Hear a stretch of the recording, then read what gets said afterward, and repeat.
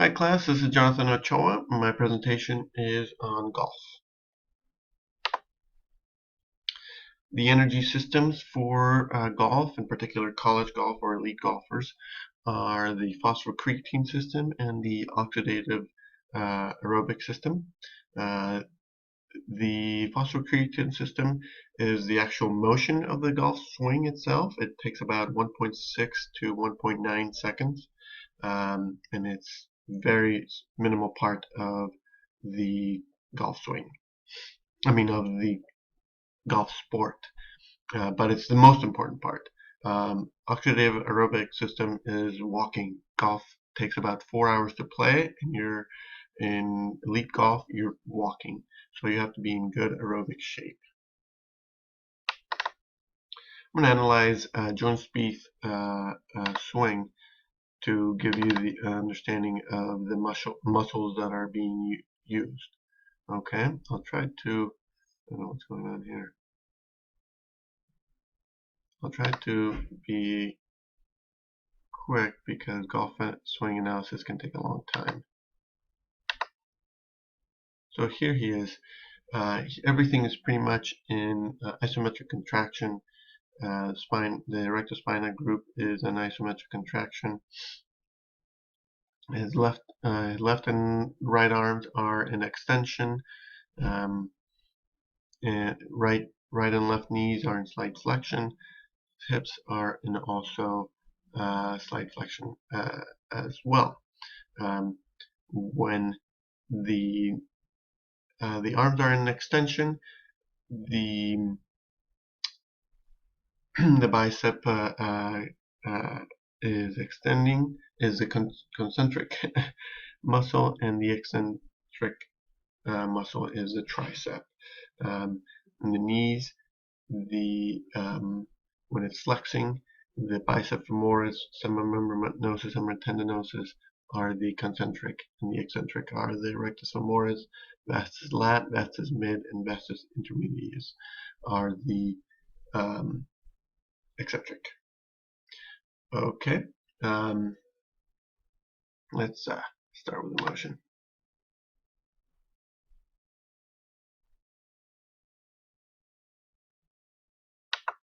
So right here, his arms have stayed pretty much in isometric contraction.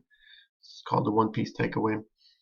There's slight radial deviation of the wrist, which means that the flexor carpi radialis and the radialis longus, extensor longus, extensor carpi brevis are concentric, and the extensor carpi ulnaris and flexor carpi ulnaris are eccentric.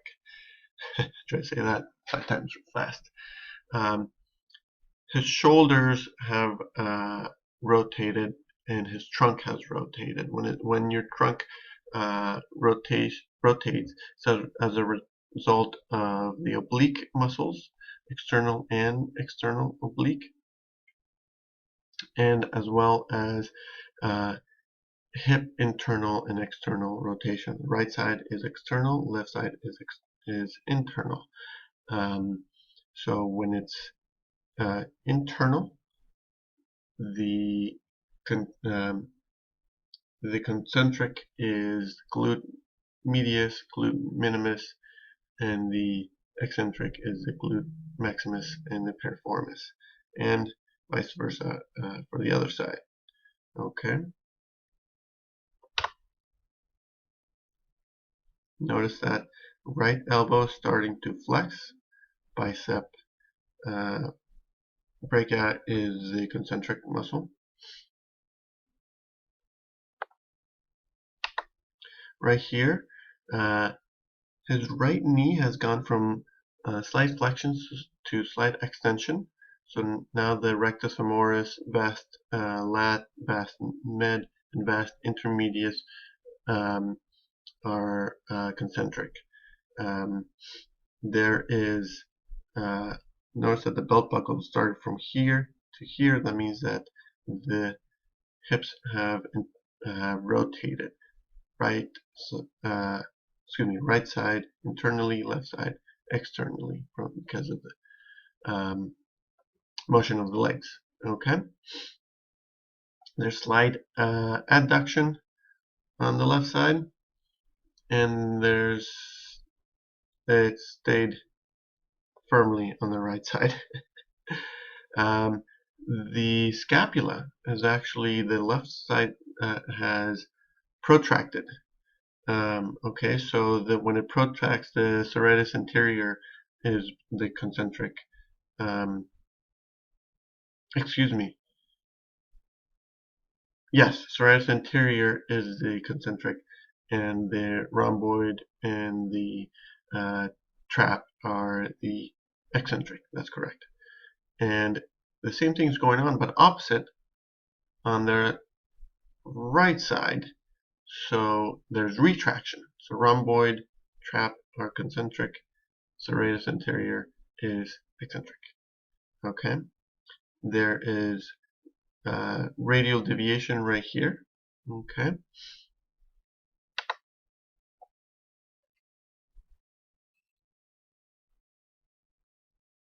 so his core or his trunk is starting to rotate, and watch his belt buckle how it's rotating, and that leads the rest of the body. The legs are supporting, the knees are flexed right now, and we're going to go to impact and we'll analyze that position.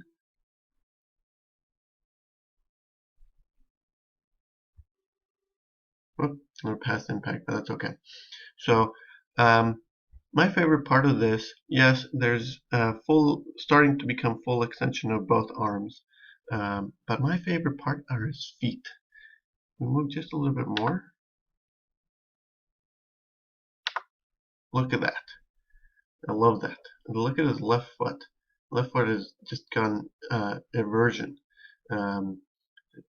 The peroneus longus and the peroneus brevis are the concentric muscles, and the tibialis anterior, tibialis posterior are the concentric.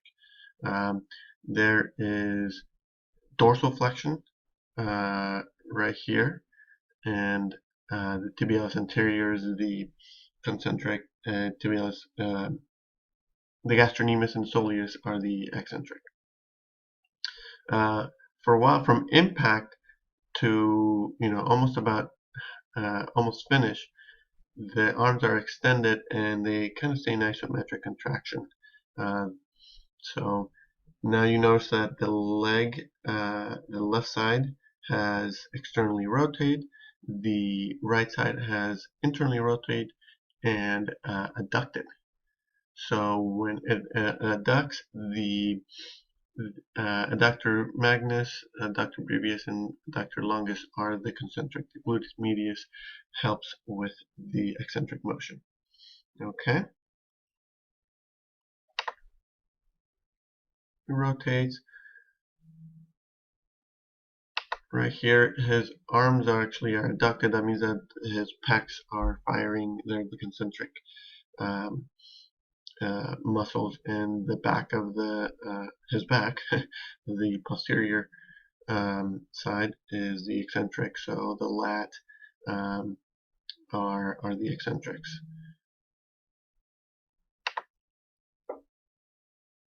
And then he finishes off.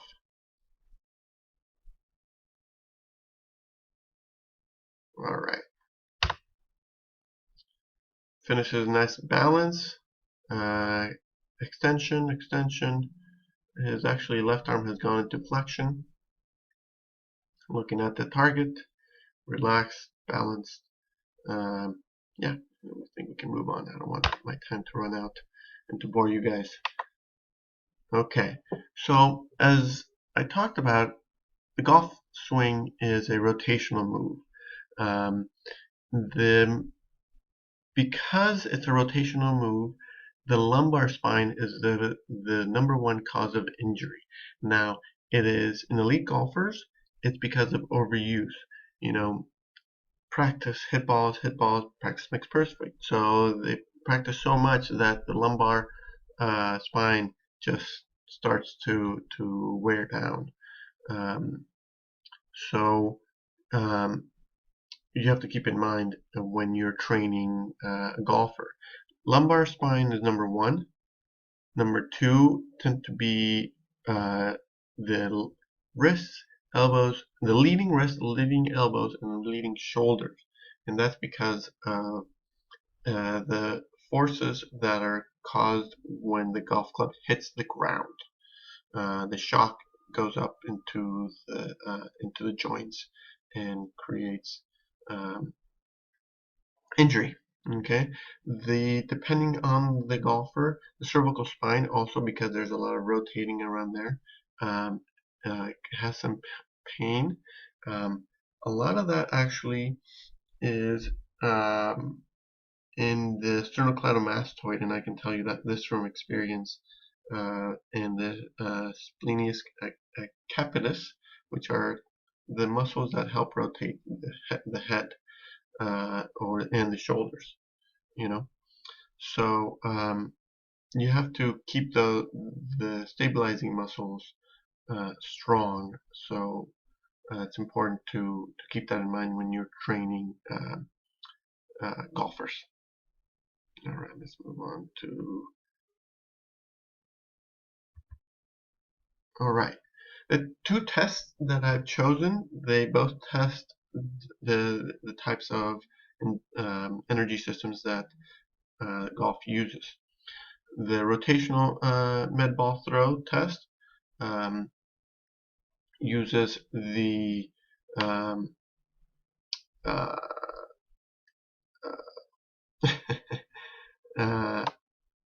phosphocreatine system, excuse me, and the 12-minute run test is the aerobic system. The rotational ball is the athlete tries to mimic the golf swing, throws it as far as it can, and then you measure. Then you come at a later date after working out and you measure, and if there's improvement, great. All right, and the 12-minute test does a fitness analysis, because the first thing that goes when you're tired is your mind. So in golf, you don't want to lose your mind. All right, so oh yeah, finally, and we'll finish with this. I'll be quick. The mesocycles for working out a golfer, in my opinion, should be the first one should be the hypertrophy, strength and power for the second, endurance for in season, and active rest for post season. Okay, so for hypertrophy, there's going to be a lot of squats, because you want to have your legs strong, crunches because with twists, forward lunges with twists. Of course, in the beginning, your reps are going to your intensity is going to be above mid and 70% or so, and with average reps of about 10 or so, 6 to 10, depending on the sets. Okay, I'm going to hurry it up a little bit because my time is starting to run out. Okay, during the second mesocycle, as I said, is strength and power. So there's going to be a lot of reps are going to change, and specifically like with exercise, core exercise like squats, and then assistant like step ups. You're trying to get your legs to move a lot of weight in fast time, and that will give the golfer strong legs, strong core, or trunk area to able to rotate. Incorporate a lot of what I like is the standing rotational kettlebell swing. Okay, oh, I got like 15 seconds. It's important to train your athlete for endurance during the season, and to have them take some time off when they're off. So I like to go surfing. Other than that, Thanks so much for listening, and I hope